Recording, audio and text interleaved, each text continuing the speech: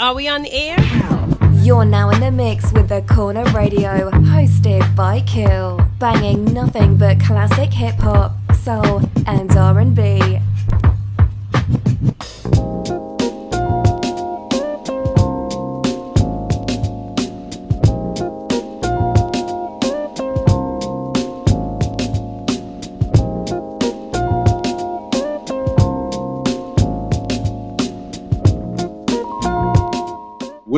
What's good? Y'all tuning into Corner Radio, hosted by your man Kill. Got my R&B squad here today with me today. Got my man JR. What's going on, fam? What's going on, yo?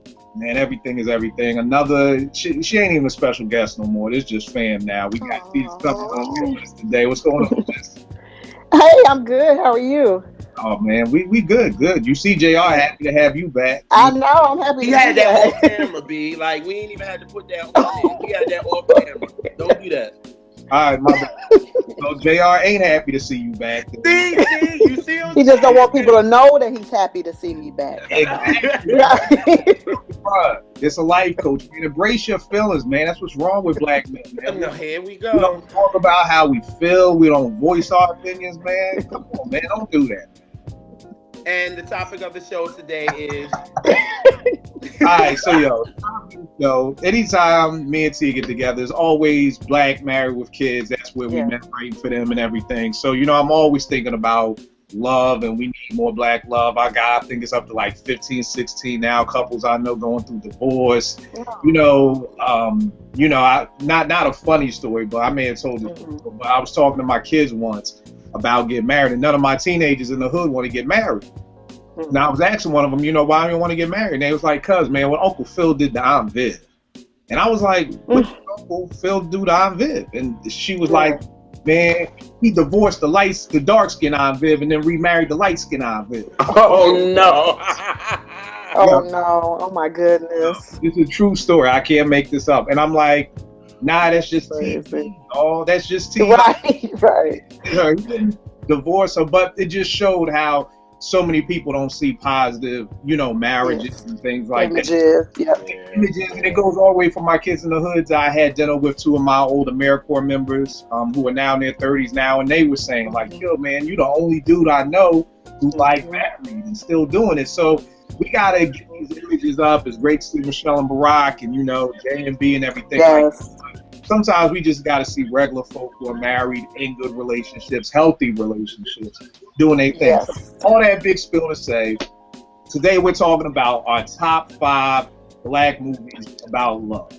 But y'all know me, everybody does those lists. We got to throw a little curve into it. So the thing is, JR, you're a little young, but I know you know your stuff, so I don't have to, say this for you.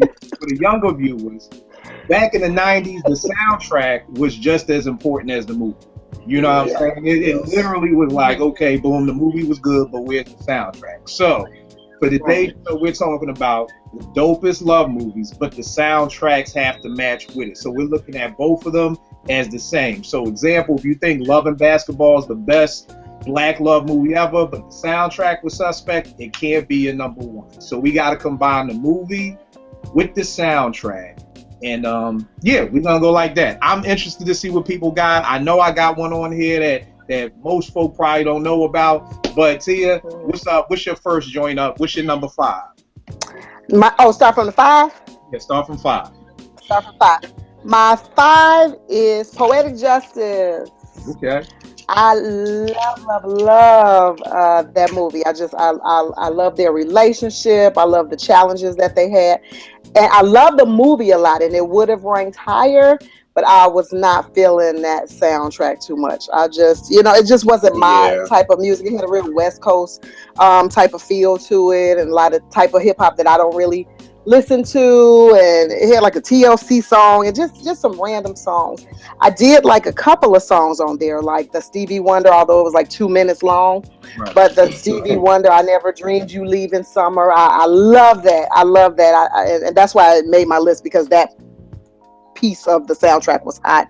And then Janet Jackson's Again on the soundtrack. I really, really like that. So for 2 songs, I had to put it at my number 5, although I love the movie and it would have ranked higher. But the rest of the soundtrack just wasn't moving me in terms of love. Like the movie was a love story, but it wasn't a lot of love type of feeling in the soundtrack. Right. All right, that's dope. JR, what's your number 5? Oh Lord, y'all asked to put this in a list. All right, I'm gonna say my number. I said The Inkwell. Okay. Oh yes, I like said The The Inkwell. I love that movie. I love the movie. My mom set me down to watch it because it had all the old songs in it. So, but I still dig the movie. The soundtrack was cool. I like that a lot of BC Express was on there, like Do It Till You Satisfied, and The House is Smoking, and Jay did okay on the Let's Get It On, but they did Dancing Machine, which was dope, and Fire by Ohio Players. So I was like, for my number 5, I had to throw Inkwell in there. All right. That was a good soundtrack. Yeah. And the funny thing, wasn't a huge fan of the movie, but I always use that movie as an example of how I think Lorenz Tate is one of the dopest black actors that we've had out. Because he's definitely somebody in every movie. Like when he's a menace, I believe he's Old Dog. When he's a love Darius. When he's a little nerd. When he's in Why Do Fools Fall in Love, like he really shows me the gambit of acting. He's good. All right, my number 5, we're gonna go old school with this. We're going Claudine, man. I've never seen it. You never seen Claudine? First of all, I'm hot with Kill at number 5. That's number 1. So I'm all right. I'm not talking. See what I mean? All right, we sending you the DVD for Claudine tonight. Yes. Claudine. Yes. Just a great movie, man. Was that James Earl Jones and Diana? Diane Carroll. Yep. Diane Carroll. Okay. Dope movie. I don't even really want to go too deep into it because I want you to see it. Okay. But just a great love story, man. Because this shorty has 6 kids. Like, okay. It was bad. Dude, nowadays you got 2. It may be like, I don't know. But shorty had 6 bad kids. These kids was cursed. Oh, they were bad too? Yes. Oh, these kids. I didn't even know they cursed that much in the 70s. I was like, about our generation cursing, man. Wow. Than probably most of the black movies in the 90s, but dope movie. The soundtrack is produced and written by my favorite soul artist ever, Curtis Mayfield. Y'all already know. Yes. Fly and Sparkle and Claudine was right there. In fact, I want to say that's how we linked up on Twitter because you did the review. You did the comparison of Claudine and Sparkle. Yes. Right. Yes. Right. So, and then Gladys Knight is on the whole soundtrack. And nice. My favorite Gladys Knight album, even though it's not Gladys, it's still, right.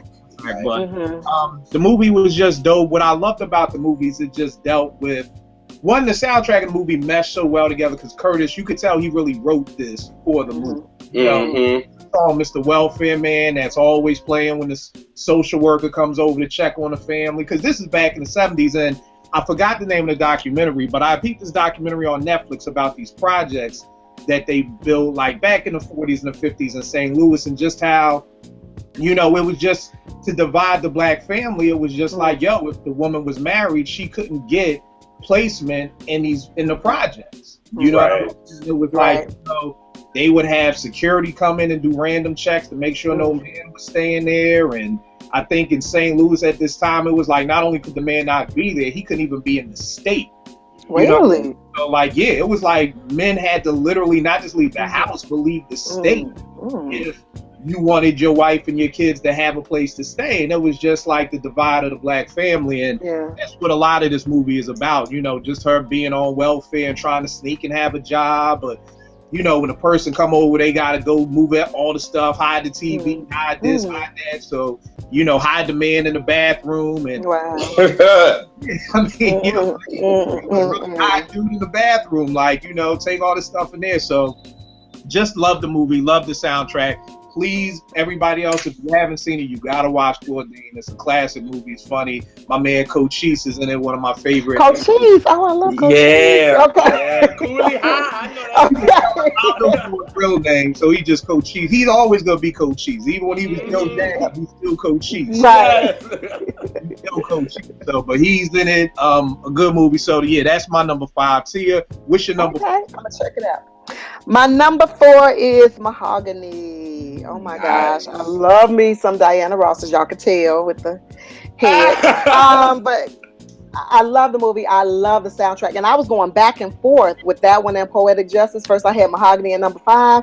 Then I just revisited the soundtracks earlier this week. I'm like, nah, I just ain't feeling that Poetic Justice.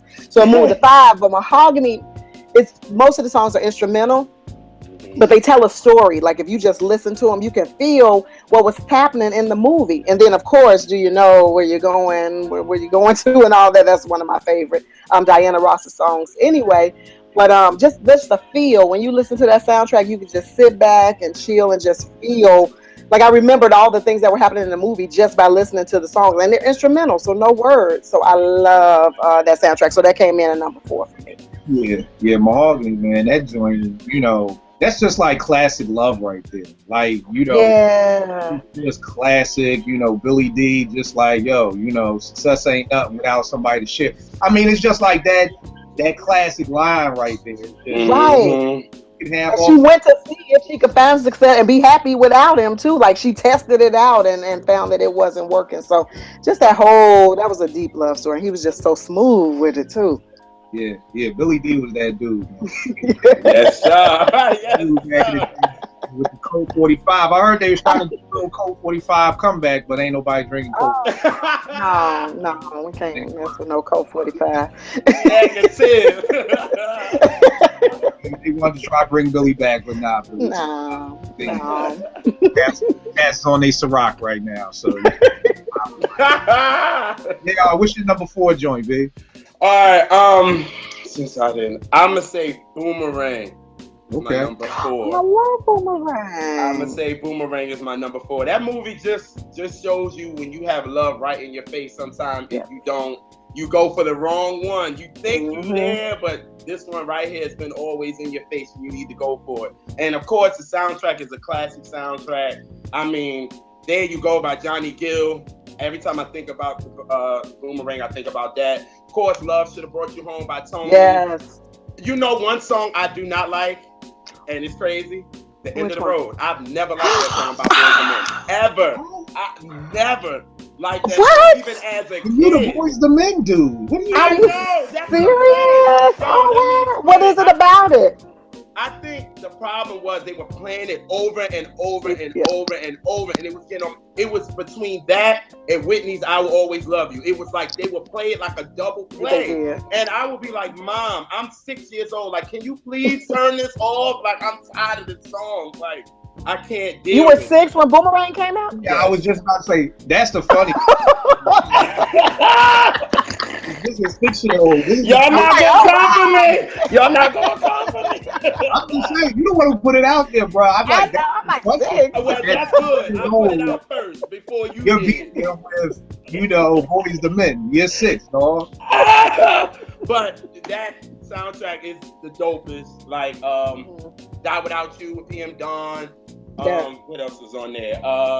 It'll Be Alright with Charlie Wilson and what's his name? Aaron Hall. And it's just a dope soundtrack, but the soundtrack goes with the movie, so I had to throw that at number 4 since somebody said number 5 was my number 1, but it's all good. Oh, wow.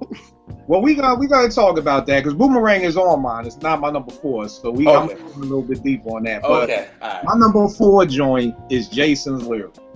I was gonna put that on mine too.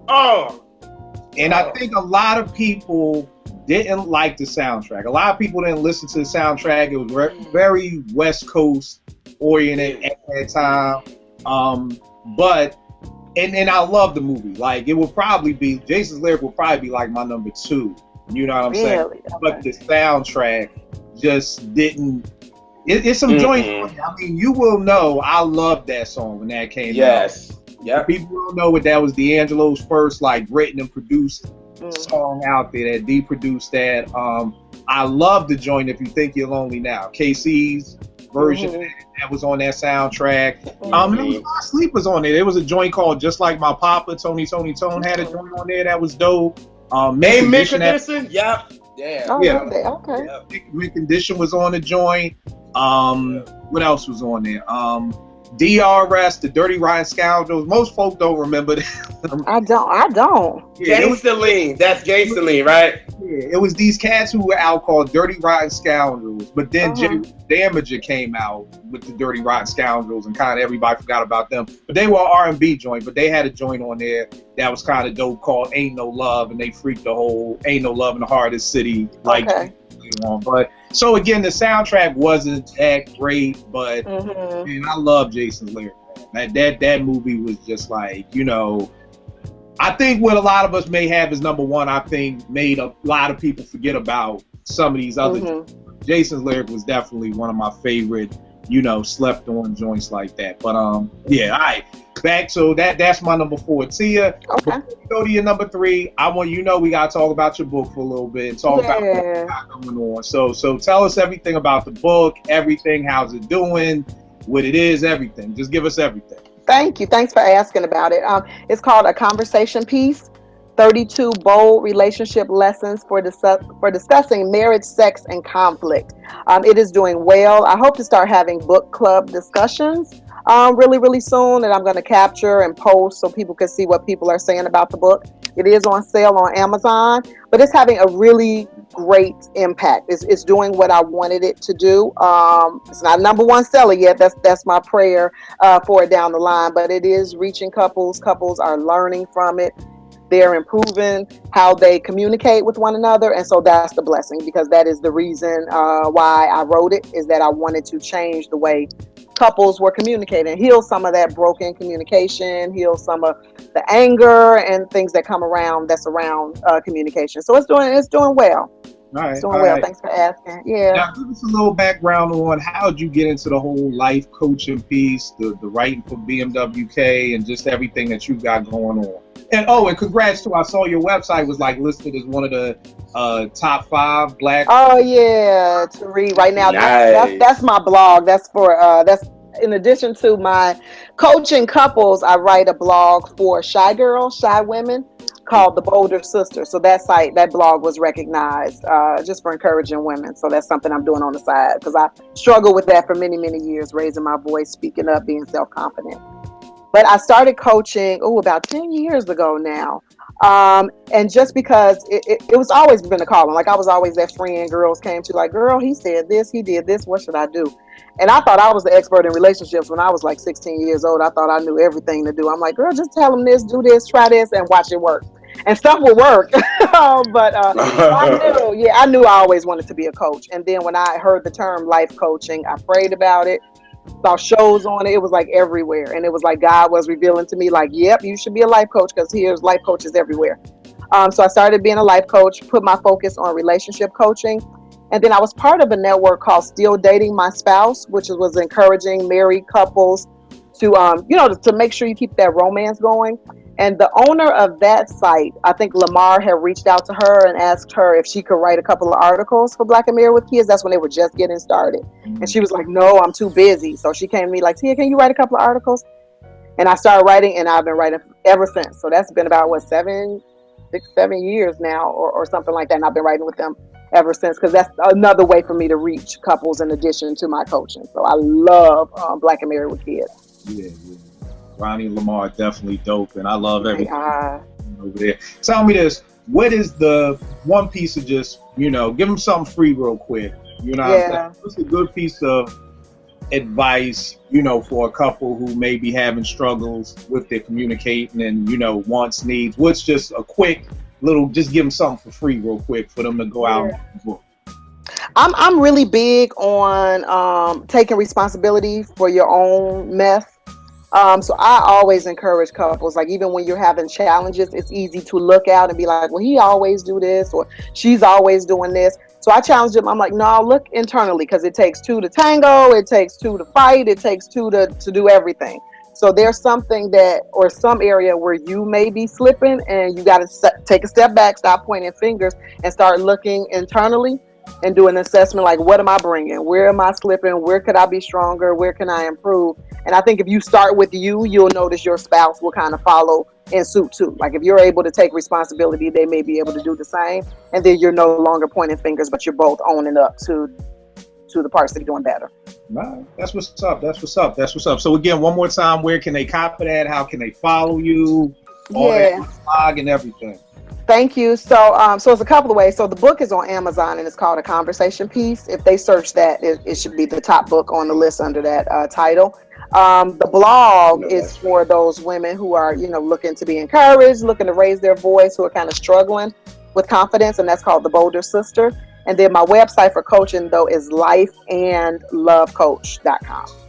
All right. That's Thank you. Yeah, no doubt. We gotta support each other out here. We gotta support one another. So let's get back into it. So what's your number 3 pick? Black movie you love in the soundtrack. What's number 3? Brown Sugar. And it's number 3. I really enjoy Brown Sugar. Like, it was entertaining. I'll watch it every time it comes on TV. I just love it.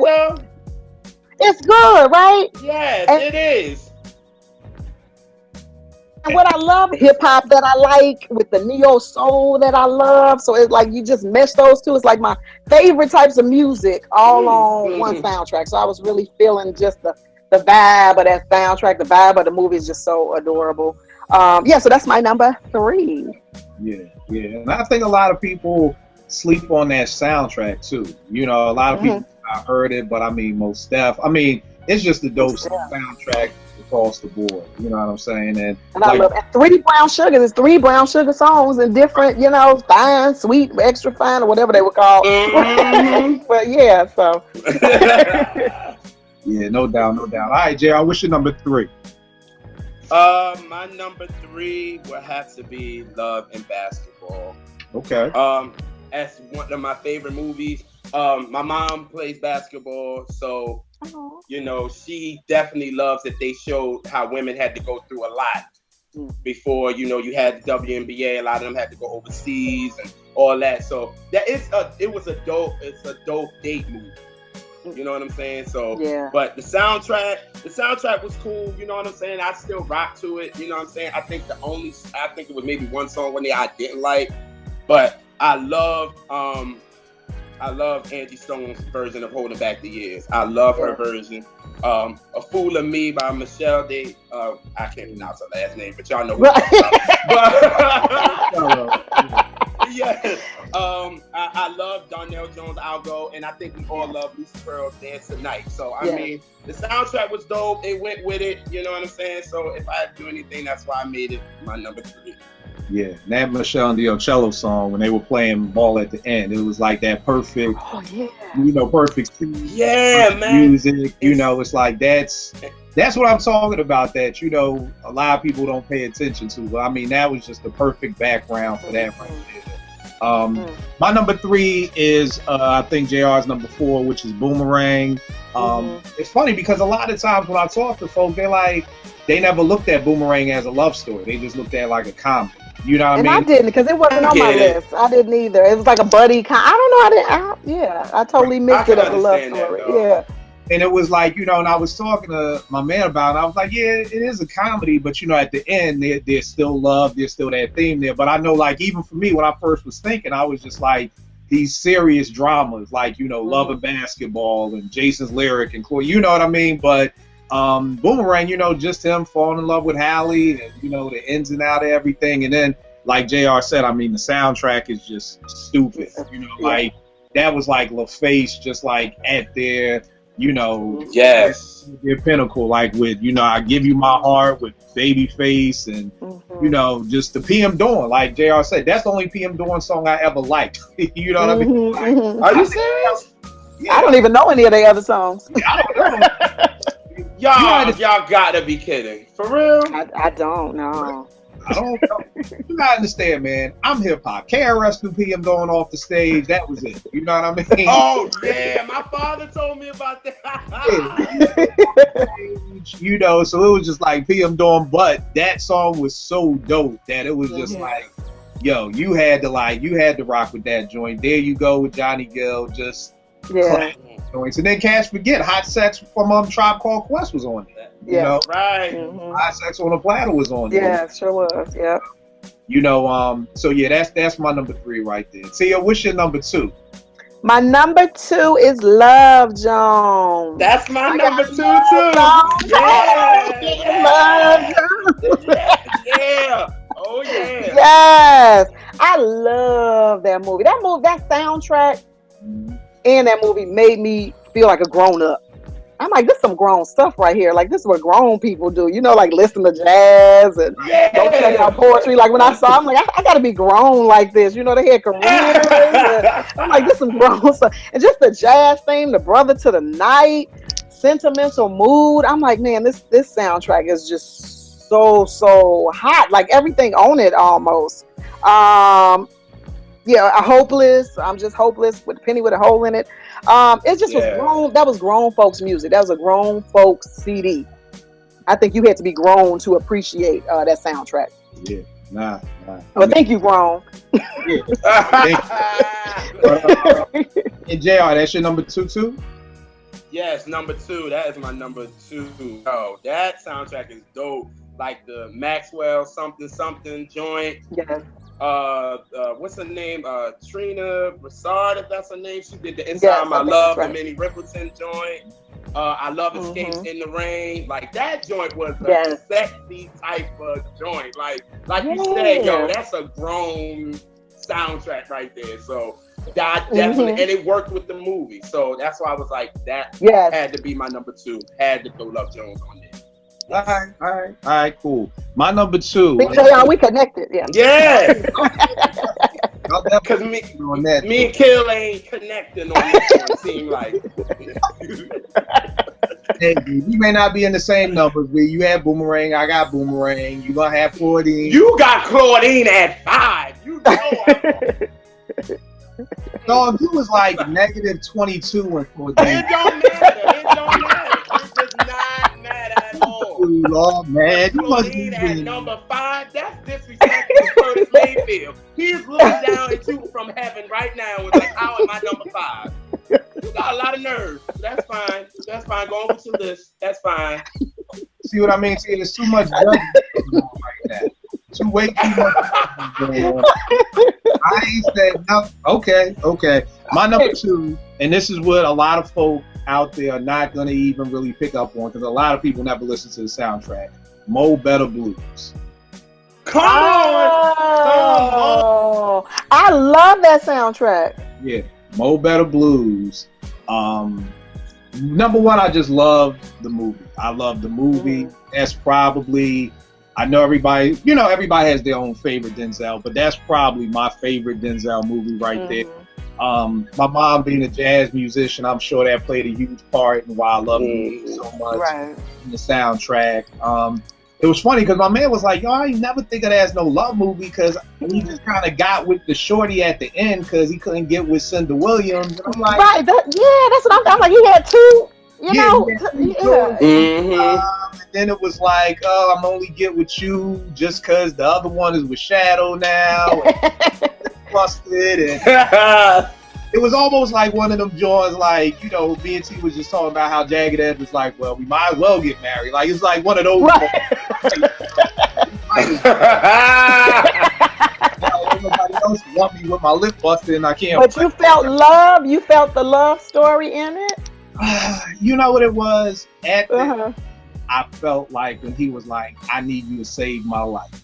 Okay. I felt like it was like, maybe then, you know, when you know how, well, you don't know, well, when men are broken down that just have nothing, that's when it's like, okay, this is the one that's always cared about me and everything like that. Like Indigo just teaching kids, you know, Clark over here with Shadow, banging the hand, you know what I mean? And it's almost like I can't play, I can't do nothing, I've been MIA for a year, you know, and the only person who ever really loved me was this shorty, and I need you to save my life. And so I didn't really look at it as a, I almost looked at it like a love story for a dream, you know, because most Okay, I got you. like that is like, you know, you got two of them, you know, you're trying to figure out which one, you're trying to be the player and, you know, kind of, you know, divvy up your time and everything. And so, but then at the end when they had the kid and then the kid went on to, you know, be the trumpet player and it kind of went back, I was like, all right, you know, Okay, kind of love. But I got you. the thing that sells me on this being number 2 is just the soundtrack. I love this soundtrack. It's Branford and Terrence Marcellus. It's an incredible, in the same way you was talking about with Love Jones and the jazz, that's kind of how I felt with this, because at this time in 1990, that's when everybody in hip hop started sampling jazz. Right. So and Gangstar's on this soundtrack with their song Jazz Thing. So this was like my whole, like, okay, everybody's sampling jazz. Okay, let me get into this soundtrack. And it's crazy 'cause I was listening to it today in the house and my daughter's just sitting there watching me mimic all the playing the trumpet. Like, I know this soundtrack like hip hop. Yeah. You know what I mean? And Right. one of my favorite songs, Harlem Blues by Cinda Williams. Oh yes, you know, like that was like my joint when it came out. And just great jazz on there. So if anybody's never checked out the soundtrack, check it out. It's dope. Like I said, for my hip hop heads, Gangstar's on there. So, you know, and a little FYI, little Gangstar little moment right here. Did y'all know that they used to live with Branford Marcellus and his wife? Oh, Are you no. serious? Yo, they Wow. used to live with Branford Marcellus. Interesting. Right, you know, it is just so crazy because it just goes back to see how far hip hop has come. That you could be one of the biggest hip hop groups in the world and be living in somebody else's crib. You know, right.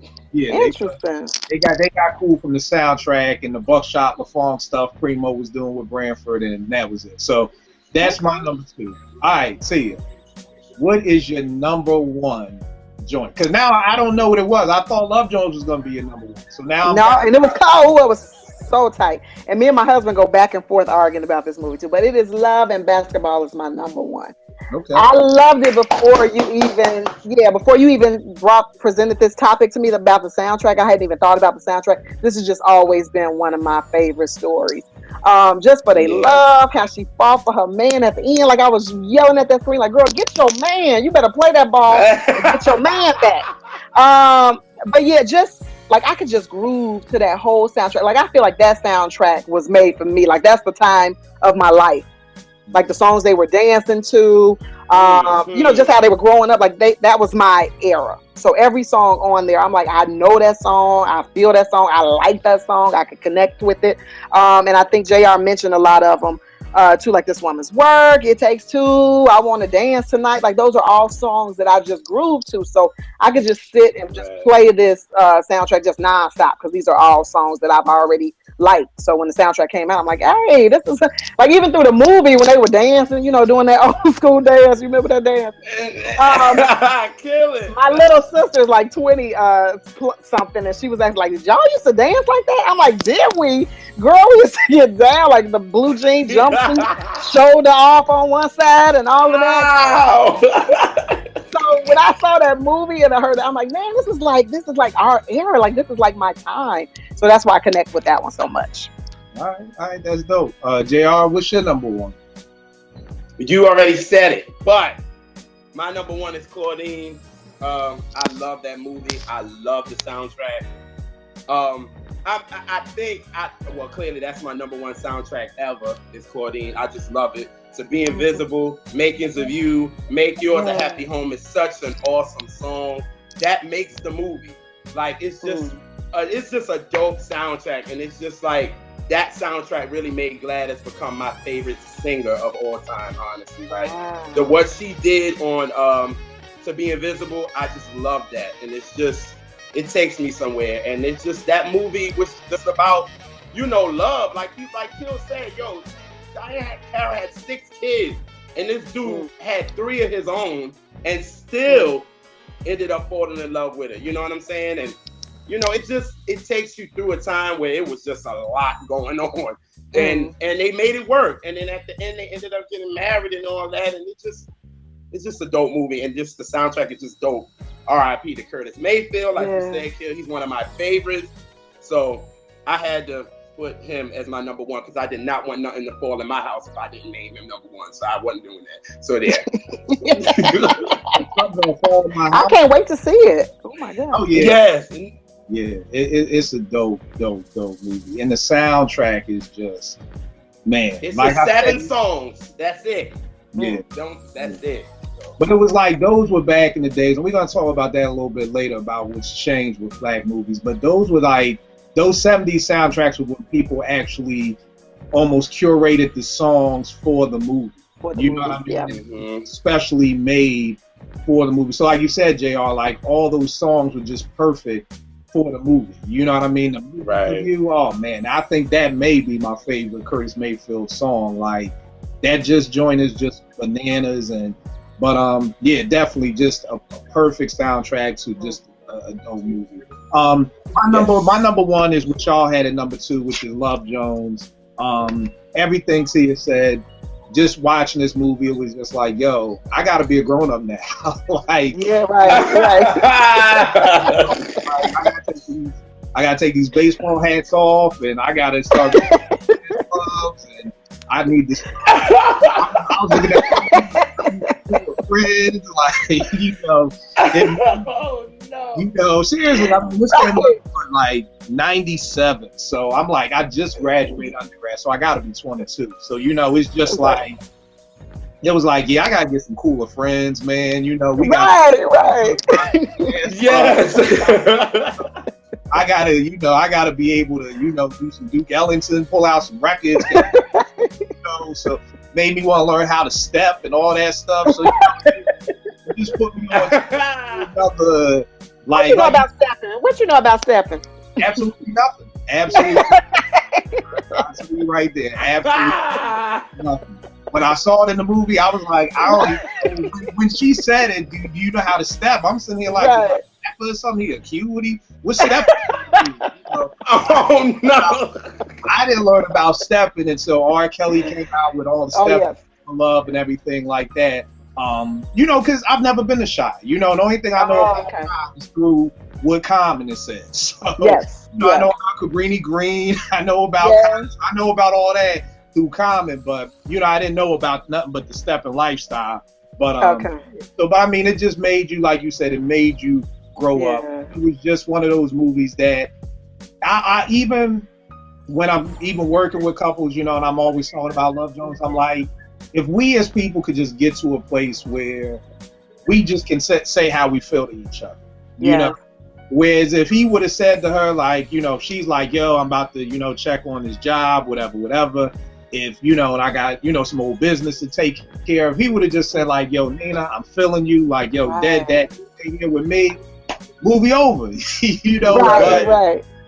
Make it more complicated. We gotta be like, all right, well, go do your thing, you know, whatever, you know, It's all good, do you? Then he gotta get with his joint, and she gotta come back and get with Wood. Right. I know it's made no sense, but I never got that part, but to me either, right? It is just the whole gist of how relationships go. You know, how, you know, you see something and you're dead in, and just them getting back together at the end, him running for the train, and, you know, him trying to, you know, it's something about the movies where you just fighting for your love. Like you said with Love and Basketball, where it's like, yo, I'm a run for a train. Like really. Right. Most dudes ain't trying to run for a buck. Most dudes trying to run nowhere. I'm not even trying to catch him from catching on those guys' avenue, let alone driving. Oh no. You know, that nigga was smoking. He probably had asthma, and he's still trying to get his girl and everything. So, you know, it just really showed the love. And, you know, then when she comes back, and it's just like, now it's like, yo, let's just make this like, well, how I live here, if you live here, it's like, I don't even care how. You know, let's just make it work. You know, and it's a scene that I always love when he's talking to his friend. They're like on the beach or something. He's saying, you know, talking about his ex-girlfriend. He's like, yeah, I messed that up trying to be a player. And I think that's how most dudes are. You know what I mean? You know, we don't have a lot of strong black men raising these young black men to say, hey, man, this is talk about being a committed man and being this. You know, we're getting taught by dudes like your corner and your uncles and, you know, just do what you do. And, you know, so it just, you know, that the movie just means so much more to me. And then it was just funny. You know, I always love that when Marvin is like, oh, so you ate all the damn Cocoa Pebbles. Right. Like, you know, that was like the break straw. I was like, oh, you couldn't eat the Frosted Flakes. Really? You had to eat Right. you know, like, you know, it's like Kevin Hart said, you want a sip of my juice? You sip of my juice. You know, but and then just that scene with Nina is just like, you know, yeah, all we have is all this time, and maybe it's just not enough anymore. You know? Yeah, it was deep. The movie was heavy. Yeah, you know, and that's such a sign that so many people will stay together. It's like, well, we've been together for 8 years, and it's like, yeah, but that don't mean we need to keep moving forward. You know what I mean? So right, that's right. A dope movie, dope list. But let me ask y'all this: we don't have a lot of black love movies. You know what I'm saying? To be honest with you, I can't even remember really the last good one that we had. I mean, some may say Think Like a Man and things like that, but what are some of the reasons why you think that this genre of movie has almost like, I guess, gotten played out in Hollywood's eyes? What do you think, Tia? Yeah, and I'm not sure why, because they do well, I think. Like, well, I know I could come out and support them. But just this weekend, I went to see South Side with You, and that was really a good love story. And I don't know if just tastes are it was really good. I don't know if tastes are changing, like if people would rather see like that best man type of thing, or to Think Like a Man where it's a group of people and it's funny. But yeah, I'm not sure why that's happening. I felt like they were well supported, so I'm surprised too that we aren't getting any, because I even want part twos of some of these things. Like I would love a Love Jones part 2. Like what happened after y'all was standing outside in the rain and everything? They putting it on not Broadway. They have it on the, you know, like the Chitlin circuit, they call it now. Like with all these plays and all that. I think Morgan State, like they're doing it at the yeah. Like with and it's like with Raheem Devon and music. Oh yes, that's coming to Chicago too. Yeah, okay. Yeah. Okay. Yeah. But I feel like they're popular enough. I don't know if just the people who go into movies now, that's not their type of movie. I don't know. I don't know. Yeah. Yeah. What do you think, JR?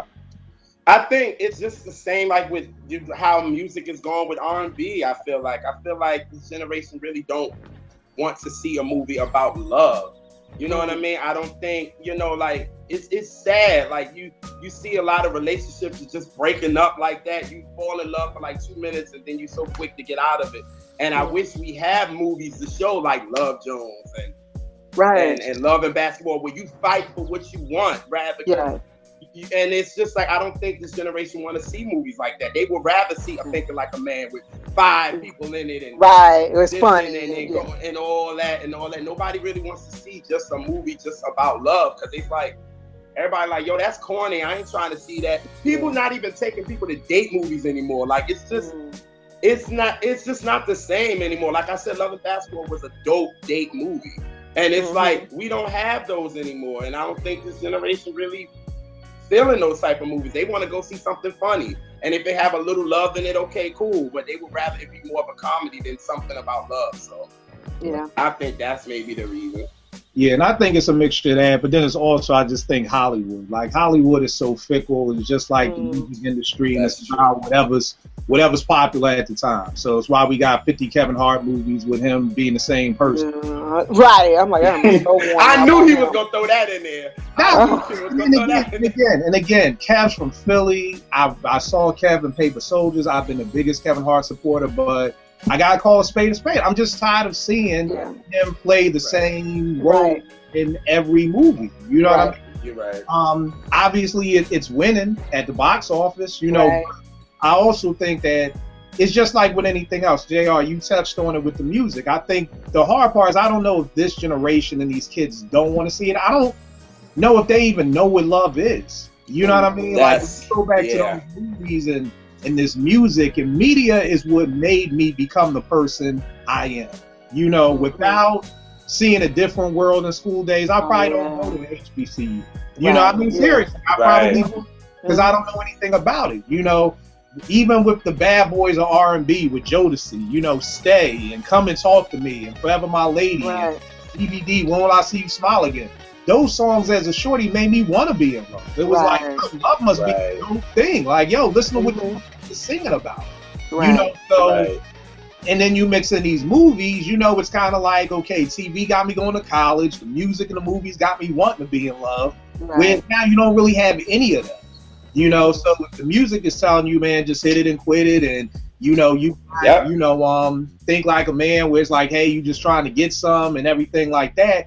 I think it's just a combination of all the things. I really wish, because it's kind of the same thing that I say about music, because now the internet age, you've got Bandcamp and iTunes, you can make whatever kind of music you want.